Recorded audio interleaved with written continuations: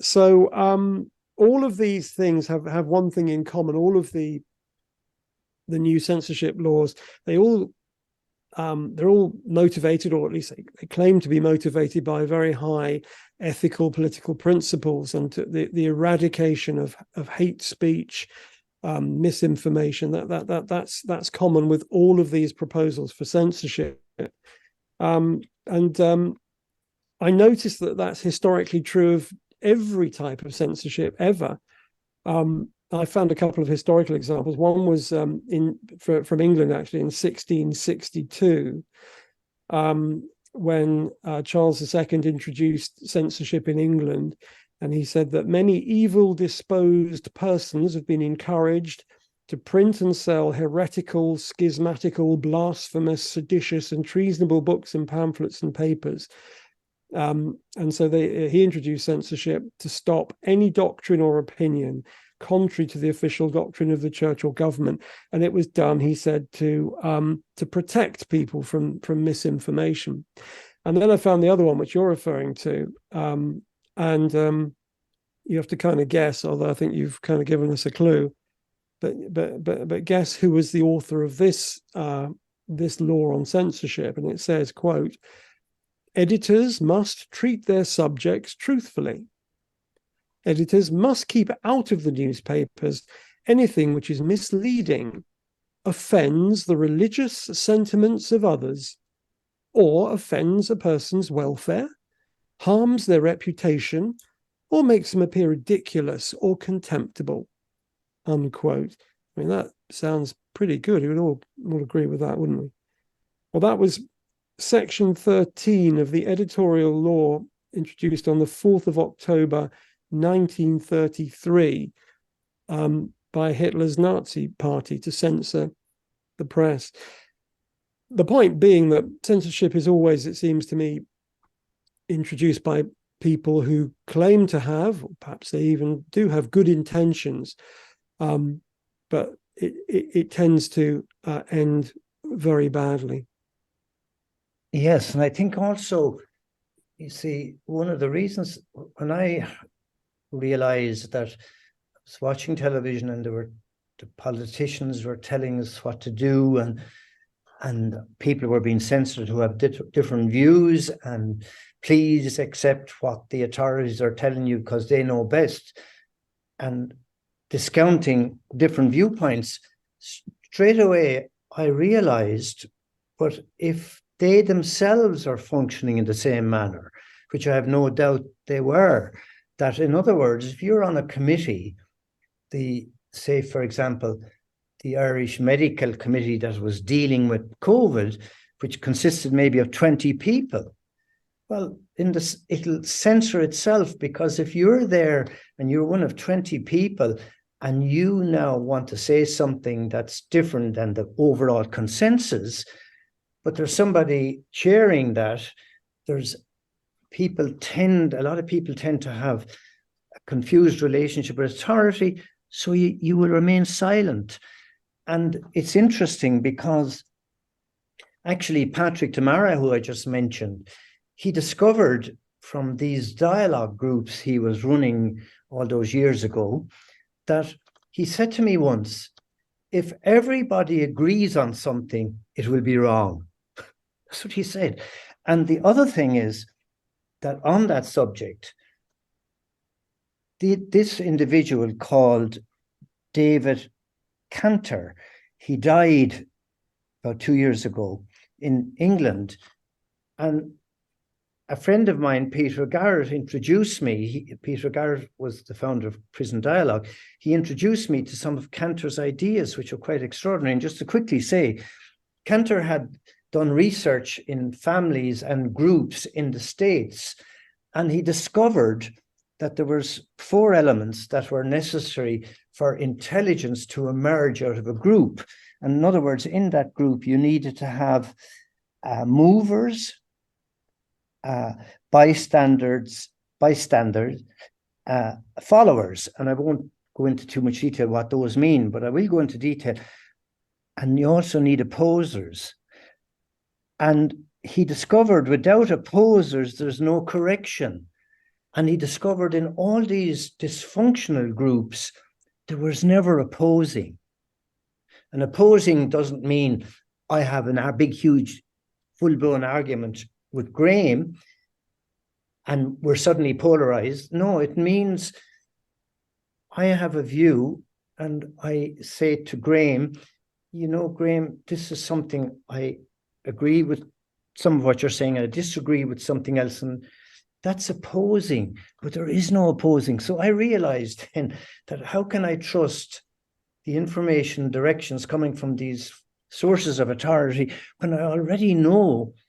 And it's not that it's their fault. You see, in a sense, in the universities and elsewhere, this is the sort of stuff that should also be taught, as well as geography and other things. How do human beings communicate together intelligently? Yeah, no, I 100% agree. And I think it's perhaps the most famous psychologist is Irving Janis, who wrote about groupthink, coined that phrase, which I think is pretty much what you're talking about. The idea that a group of people who get together, they just reinforce their ideas, and it's an explanation for all sorts of disastrous decisions in organizations or even at kind of national level. The idea that people are too frightened to say, this is wrong. That's exactly what we're talking about with the idea of tribal truth. Because once you move away from the old Victorian or Enlightenment idea of the case for the prosecution, the case against, the case for the defense. I mean, it's the old Socratic dialogue. If you move away from that back to this tribal truth, which it seems to be where we are, people become too frightened to speak up and challenge it, because you're going against the tribe, and throughout history there have been lots and lots of cases of that. That's the concept of heresy and the Inquisition. Because during the Inquisition you get burnt at the stake, but nowadays you don't. You just lose your job. Yeah, that's the modern. People have lost their jobs. Yeah. Well, this is the kind of modern digital equivalent of, but it's pretty much the same thing. People become too frightened to speak out. There's a great story that comes from Galileo, who ran into big problems with the Inquisition because he was arguing that the sun orbits the earth, whereas at the time the Catholic Church was saying, no, the sorry, I got that the wrong way around, haven't I? Galileo said the earth orbits the sun. The Catholic Church at the time said, no, the sun orbits the earth. And Galileo, who had invented these state-of-the-art telescopes, invited some very intelligent, highly educated academics or philosophers to look through the telescope. He said, look, just look at the facts, look at the evidence. And they were too frightened. They refused. And they said, we don't want to look through the telescope because the truth could lead to absolutely anything. It becomes dangerous to know the truth when you're in these tribal situations. It's too dangerous. And as you point out in your book as well, Graham, it becomes dangerous because you discover that you've been wrong, which turns out to be a powerful psychological fear that people have, as if there's something wrong with being wrong. But the belief is there is. Well, yeah, that can be quite extremely painful, I think, for all of us, for any human being to, we kind of we try and rescue what we believe. We don't, it's very, very painful, very, very challenging to have to reassess, which is why I think the old version, the old defense about that was to be open-minded and say, well, I don't really know. Not for sure. I may be wrong, although I believe this, and this is why I believe this. So, yeah. Yeah, because I'm very humble, Graham. I mean, I very easily admit, and there was one time I was actually wrong. And what had happened was I discovered afterwards that I hadn't been wrong. I was right. I had made a mistake in thinking I was wrong. So that's my humorous contribution to discussion. But it is quite an amazing thing somehow or another, especially if it's something very deep. I mean, if you're a terrorist, whether it's a Christian fundamentalist or an Islamic fundamentalist, and you're after murdering people, how do you then suddenly wake up to the fact that you were wrong? It would be a very terrifying prospect. Yeah, that's a very tough one. I think there are no answers to a lot of these things, and I think if everything we've been talking about, Eddie, really precedes the point at which there's real violent conflict, and I think I suppose one of the things that motivates me is a desire for people to avoid killing each other. I think once you reach a certain point along the scale, it's too late, and you lose the ability to reason. You lose the ability to sit down with the other fella and discuss, because you've reached a point of hatred and intolerance and violence where you're in a different world, aren't you? So I don't kind of write about that. I don't think I've got an awful lot to say about that. It's really how we prevent ourselves as human beings getting to that point of darkness and hatred, and bringing it back to somewhere where we can sit down, discuss, debate, and agree to disagree. And or as Voltaire put it, I disagree with you completely, but I'll fight to the death for your right to say it. And I think a fundamental antidote to descending into that realm of darkness where suddenly all sorts of extraordinary, horrendous conflicts break out is this restriction of facts. Facts have their own energy. If somebody has convinced me about somebody that they've done something terribly wrong, it forms in my mind. But now if somebody can give me a fact that's not true, I don't have to change my mind. The fact has already done that. It will have that impact. So this is why censorship is so dangerous, I think, because then it is leading to this disinformation and misinformation. But the people who are given the misinformation, the Irish Prime Minister at the time wasn't aware he was doing that, I felt. It wasn't that he was bad. No, I completely agree with you. And I think this is the danger. This is why it's so dangerous. And I wonder to what extent, some of the problems we see around the world is caused by the breakdown of journalism and the lack of, this descent into narrative-led news. I don't know exactly what the connection is, but yeah, it seems a descent into unreason back towards just tribal hatreds. And yeah, I mean, people, none of us are immune from it.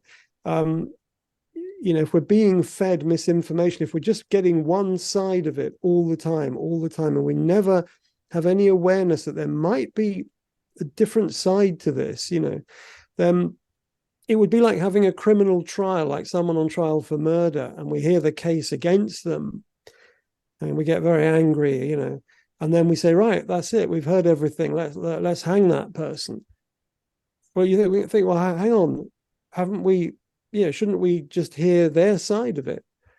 But you kind of reach a point where I think historically, Eddie, we see this with witchcraft, the witchcraft trials where there'd be some sort of trial and the person would be condemned as a witch. And if anyone wanted to say, just before we burn this person, shouldn't we hear their side of it? Or isn't there another explanation?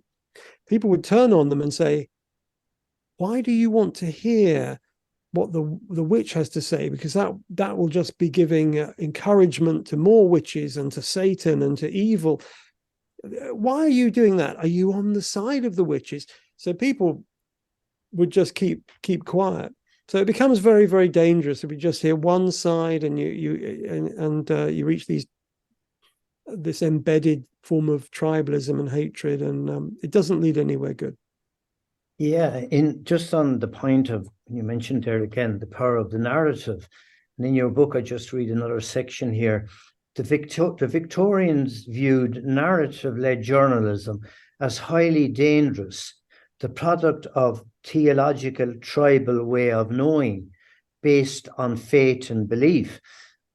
Once a narrative became established in the collective mind, it created the illusion of certainty and encouraged intolerance and fanaticism. So you see, I think your book is extremely important because you are presenting an awful lot of facts that people otherwise won't be aware of. And any book that does that, or any conversation that does that, is really, really important. Yeah, well, I think what's interesting today, as I've mentioned before, is that we've got this split, and it's excuse me, it's roughly 50-50, I think. You've got about half the population who get their news from official journalism, the mainstream media, but you've got pretty much an equal number who reject that completely, and who reject those narratives and who get their news from unofficial sources. And I think that's one of the things driving the move to censorship, because those in positions of power and authority are becoming increasingly aware that there's disbelief and skepticism about those narratives. So in a sense, I think, that's kind of cause, arguably, for hope. I don't think people are blindly believing the mainstream news. And that's borne out by survey after survey, not just in the US, but in the UK, in Europe, and I suspect in Ireland as well, of the growing lack of trust that people have in official journalism. So, yeah, I mean, there's different ways you can see that. You can see that as a bad thing if people are not hearing, because people are still perhaps not hearing both sides. But I think certainly there is growing mistrust in official sources of news and in institutions generally, whether that's good or bad. I mean, if you tell me something that's totally wrong, and then I meet you 10 years later and you tell me something and I just totally accept it because you're an expert, but you've already told me something that was terribly wrong and led me to invade Iraq, I'm going to not jump into believing. But that's not saying that there's something wrong with the people who do that. I'm just interested in the forces that create that happening. And often, too, it occurs because people aren't given the opportunity to have these alternative facts. And that's also because most people I find are very intelligent when they get the facts. Well, I think, Eddie, I think partly, you have to ask what people's goals are. And I think you might be assuming, which some people do, a lot of us do, you're assuming people want to know the truth. But I would challenge that. I'm not really sure that is the case. A lot of people might want to know, well, what should I believe? What ought I to believe? What is it that's ethically, politically good? What will make me, what is the right thing I ought to believe to fit in my place of work or in my community? I want to be thought of as a good person. So I want someone to tell me, what the right thing to believe is. And, we're back to the analogy or the story with Galileo's scientists who refused to look in the telescope because their goal wasn't truth. Their goal was they wanted an easy life. They wanted to be successful. They didn't want to run into trouble with anyone. Well, it's a bit outside my experience, but it's very interesting, and it raises questions of power dynamics, which something I'm thinking about quite a lot at the moment because of a group that I've been involved in. I'm sorry, I've got a dog that wants to join in. Shh. It made me think very much about when Eddie and Chris and I probably met through David Bone and his interest in starting dialogue groups and being able to talk together in a non-hierarchical way. Whether, obviously, when David was there, people looked to him as an authority, and he tried his best to get into the background so that other people would have a chance to speak together and try out their ideas and try out their thinking. And it could get very hot at times, but we managed, by listening to each other respectfully, we got through it. I mean, I'm thinking of 2 dialogues that we did in Israel with the Bohms and others, Peter and Jenny Garrett, for instance, and people, Palestinians as well as Jews, Arabs and Jews. And as I say, it got very hot, but people had different points of view. And I think that's very important. But of course, in the time of COVID or post-COVID, it's not quite so easy to get together. That's where Zoom and meetings like this are so valuable, where we can share our thoughts. Because as I said, quite a lot of this is new to me, and yet not new in the bigger sense. I think it's a lovely way to end, Anna. Absolutely kind of beautiful sentiment, really. The idea of, listening respectfully, even though we may disagree or disagree passionately. But I think that must give us hope. What a lovely thought to end on. What do you think, Eddie?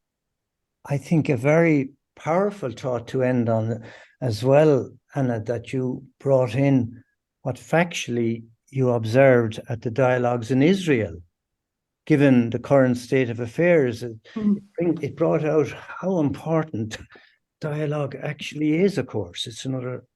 So thank you very much, Anna, for that. And as Graham says, I think it's a very good way to end the spirit of what we are doing, which I think has a dialogical dimension to it. And I'd then like to thank everybody who attended, and I'd like to thank Graham for his very, very important ideas